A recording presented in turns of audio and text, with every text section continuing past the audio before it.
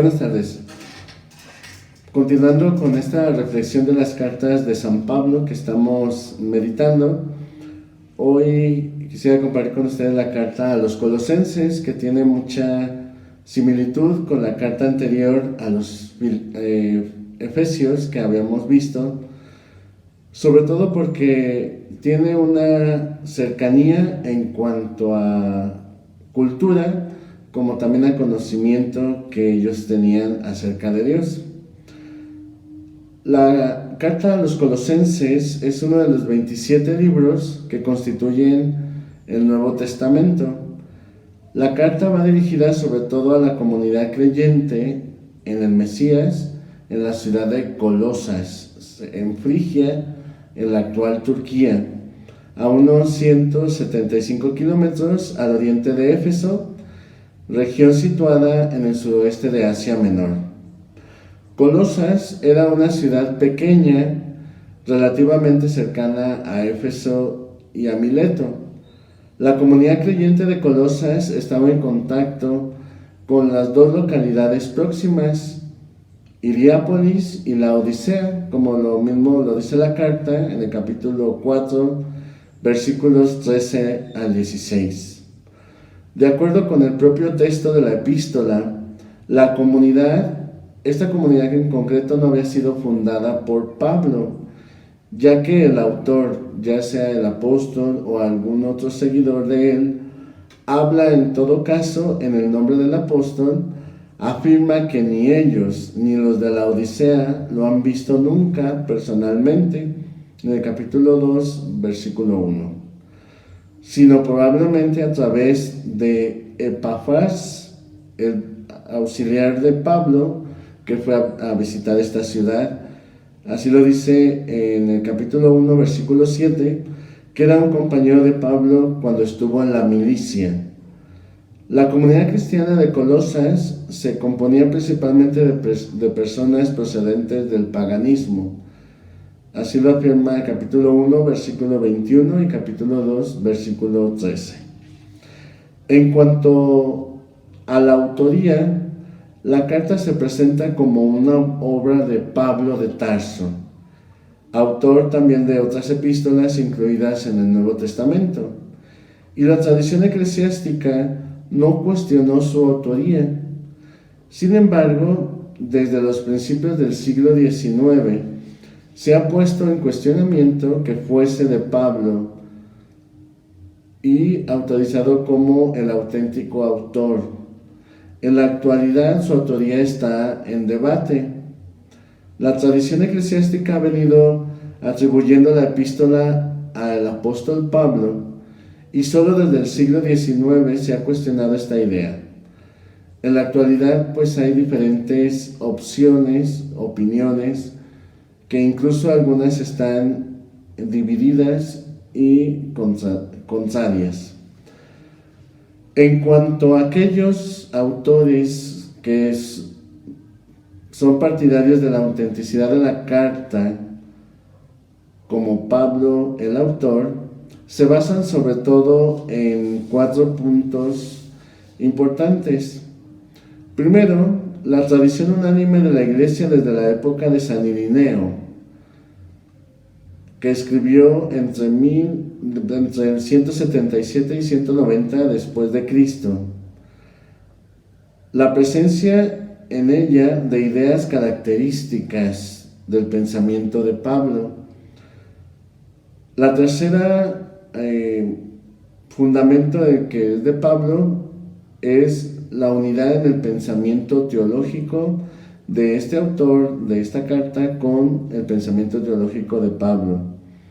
Y tercero, la afinidad en cuanto a la situación que en ella se describe con la epístola a Filemón, cuya autenticidad no se ha cuestionado nunca.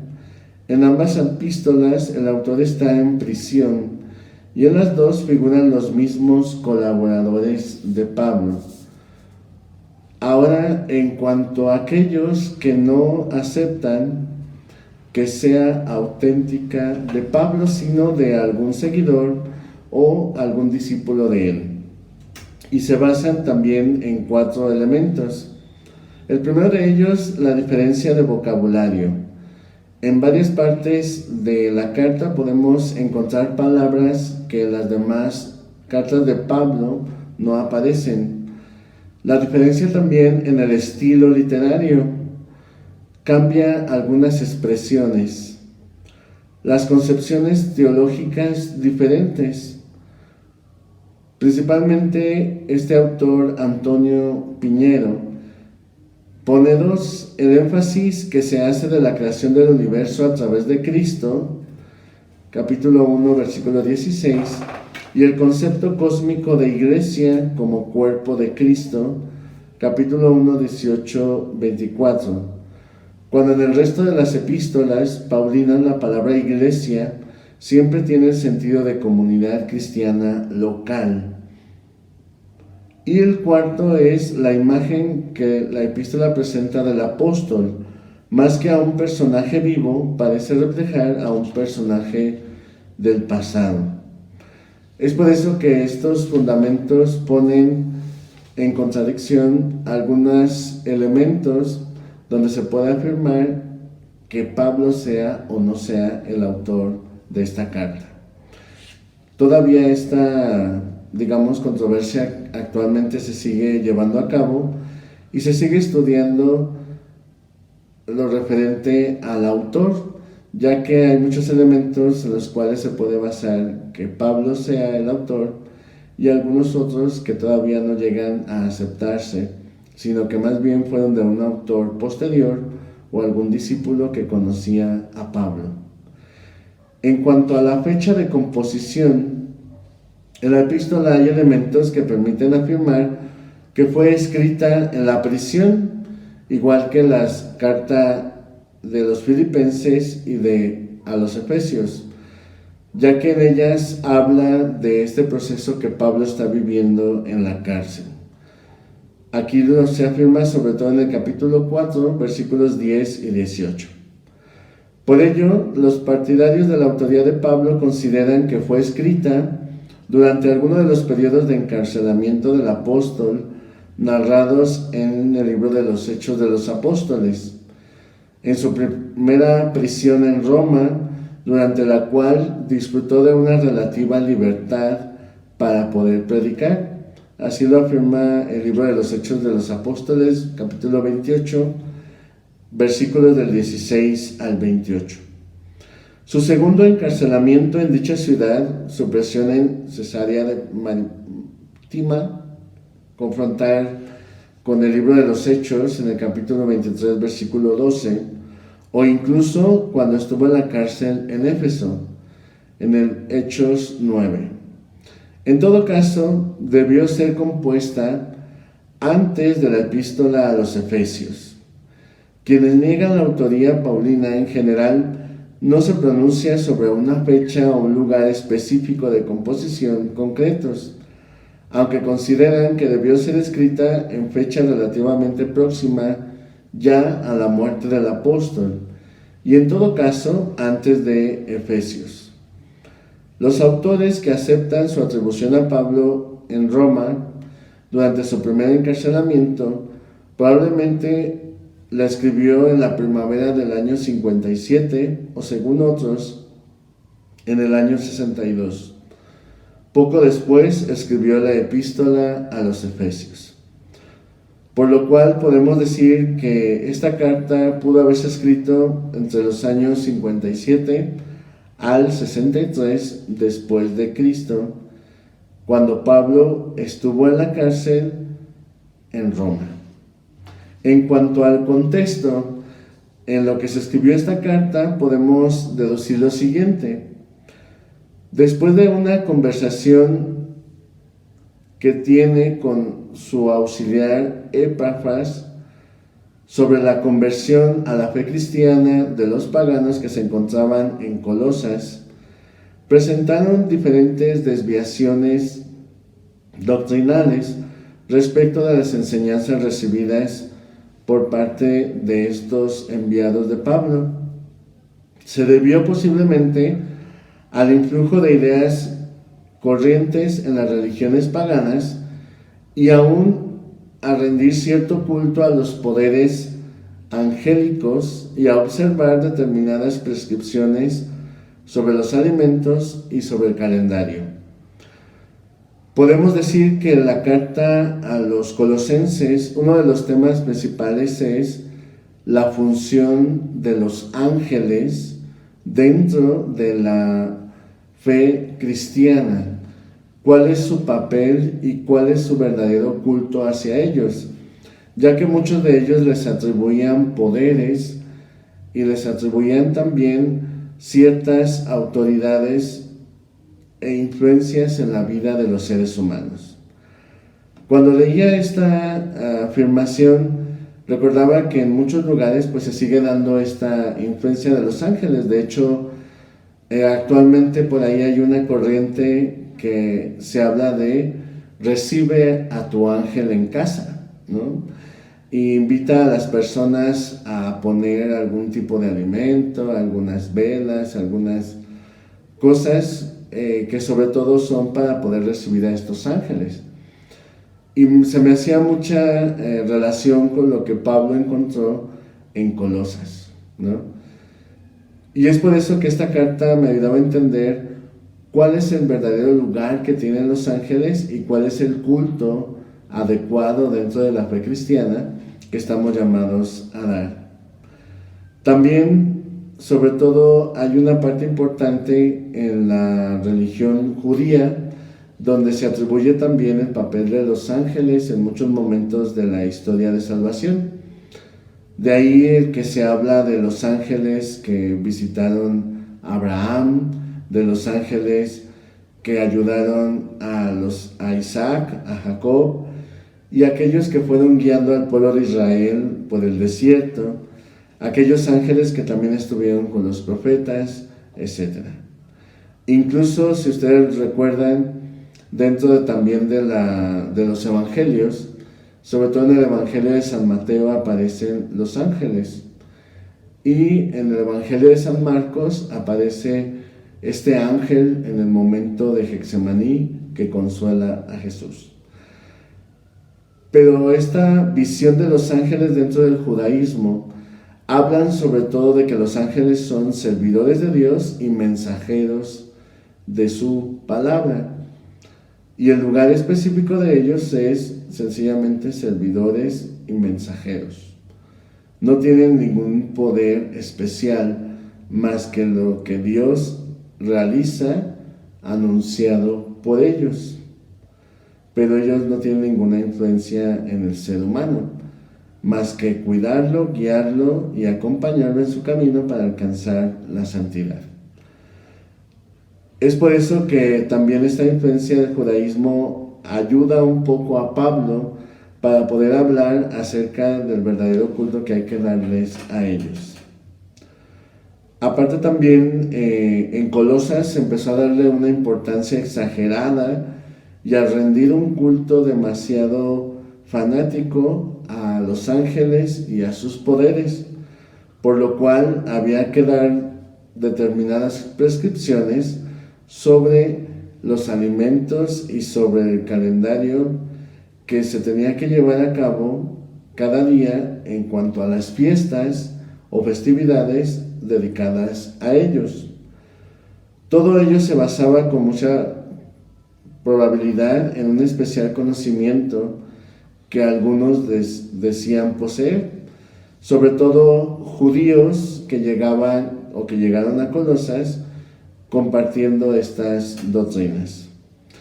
De esta manera, la posición de Jesucristo y de su obra salvadora venía a perder primacía, ya que se le empezó a dar demasiada importancia a los ángeles y sus acciones en nosotros.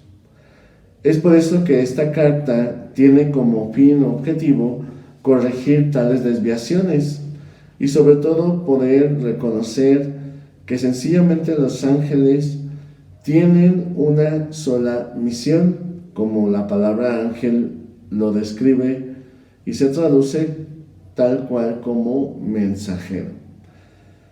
En ella se insiste que la verdadera posición de Cristo frente a las demás criaturas espirituales está por encima de todas ellas. Y además busca dar esas implicaciones en la vida cristiana de la comunidad, teniendo a Cristo como fundamento de todo. De hecho, es la primera vez en esta carta a los Colosenses donde también Cristo se pone por encima de los poderes angélicos llamadas potestades, por lo cual se le reconoce su divinidad como Hijo de Dios, que está por encima de todas las criaturas espirituales creadas por Dios. De ahí que también tenga sus implicaciones en la vida cristiana. Sobre todo Pablo invita a través de esta carta a que los colosenses busquen crecer en la vida espiritual y no solamente se queden en las cosas materiales o en las cosas visibles, ya que muchos de ellos se basaban precisamente en este tipo de prácticas que tenían que ver con acciones, pero en su vida espiritual no daban ese paso de crecimiento y maduración en la fe. Es por eso que podemos sacar una primera estructura sencilla y básica de esta carta. La estructura la podemos tomar en estas partes. Primero, una introducción que va del capítulo 1, versículos del 1 al 14, donde expone el autor todas estas situaciones de las cuales va a tratar y profundizar a lo largo de la carta.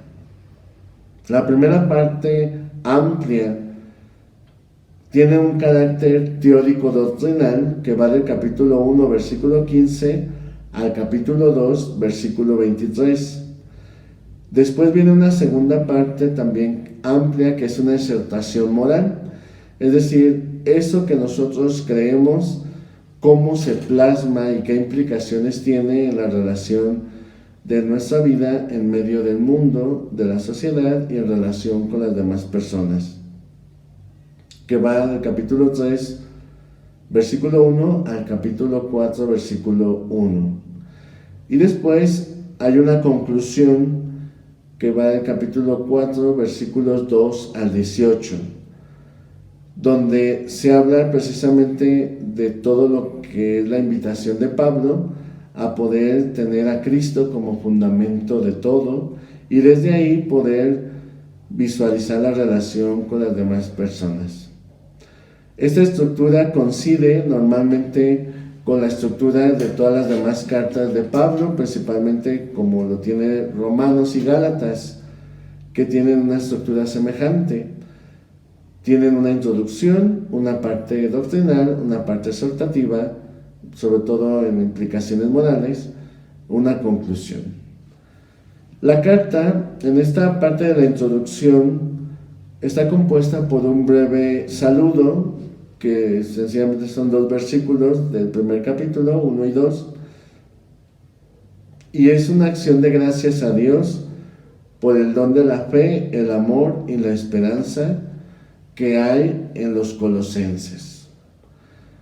Aquí aparecen por primera vez estas 3 virtudes unidas, poniendo Pablo en ellas el fundamento de lo que es la vida cristiana, diciendo que el seguidor de Cristo es aquel que tiene fe, cree en Dios, que lo ama y que esas implicaciones de esa fe y ese amor a Él se realizan en obras en relación a los hermanos.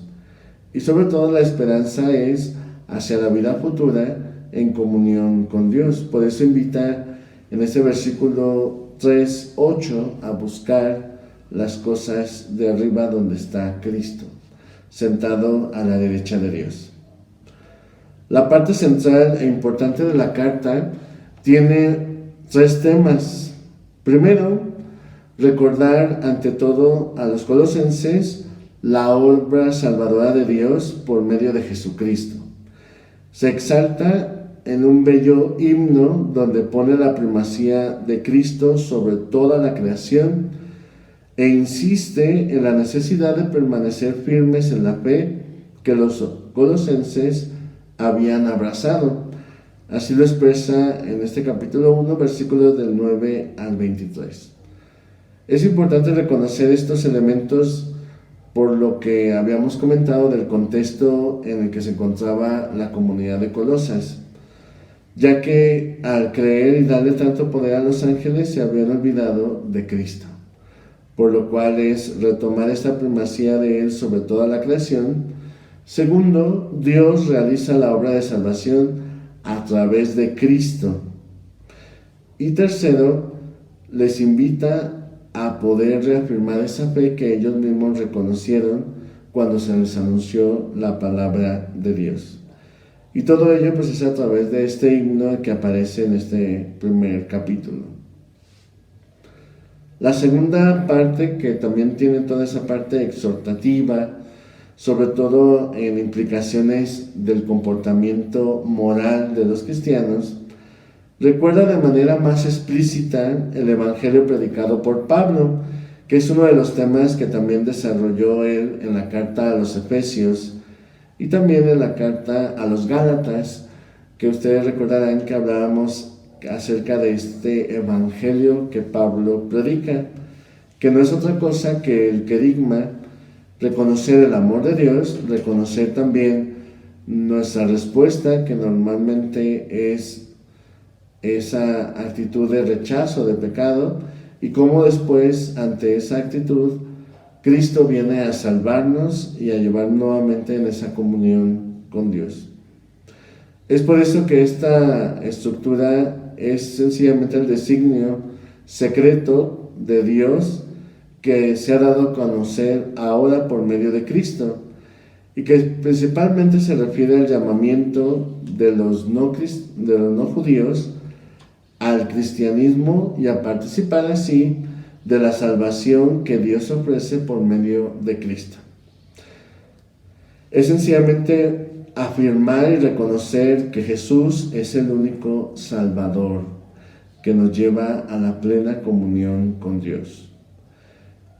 Y esto también nos ayuda a nosotros en la actualidad, ya que por ello podemos reconocer todas estas doctrinas que actualmente se manejan de otros salvadores para poder llegar a Dios y a la plenitud y a la comunión con Él. Y por eso esta carta ayuda a esto, a reconocer a Cristo como el único camino de salvación que lleva a Él. Sabemos también que en otras religiones hay algunos elementos importantes semejantes a esta doctrina de salvación, que son conocidas como las semillas del verbo, pero que no son en plenitud la que nos lleva a esa plena comunión con Dios. Es por eso que al poner a Cristo como el único camino de salvación, nos dice que hay que seguirlo como verdaderos discípulos suyos. Y de ahí el por qué nosotros estamos llamados a poder poner en práctica esta doctrina con la vivencia de cada día, sobre todo en esa aplicación del mensaje del Evangelio. Se pone en guardia sobre todo a los colosenses contra las falsas enseñanzas de algunos, y se exhorta a vivir la vida nueva juntamente con Cristo. De manera particular se recuerdan los deberes propios de la vida familiar, cuáles son los papeles de los papás, de los hijos, y cómo vivir en torno a Dios en Él. Y finalmente, la despedida que aparece en la carta, se mencionan varios colaboradores de Pablo, y se pide que se haga llegar esta carta a la iglesia vecina de la Odisea. Colosenses se asemeja en varios puntos a la carta a los Efesios. Y también se habla de la prisión de Pablo, aunque sin mencionar la localidad donde se encontraba. Podemos aprender entonces pues de esta carta 3 elementos que nos pueden ayudar en la actualidad. Primero, ¿cuál es el verdadero culto que tenemos que tener a los ángeles y cuál es su misión en nuestro camino de salvación? ¿Cómo tener a Cristo como la primacía de todo y fundamento de nuestra fe? Y finalmente, la vida familiar y la vida de fe, sobre todo en la familia, y las relaciones interpersonales dentro de la misma familia. Entonces, que ojalá esta carta nos ayude en nuestro camino que vamos realizando para poder vivir como Dios pide de cada uno de nosotros. Que Dios bendiga, que pasen buenas tardes.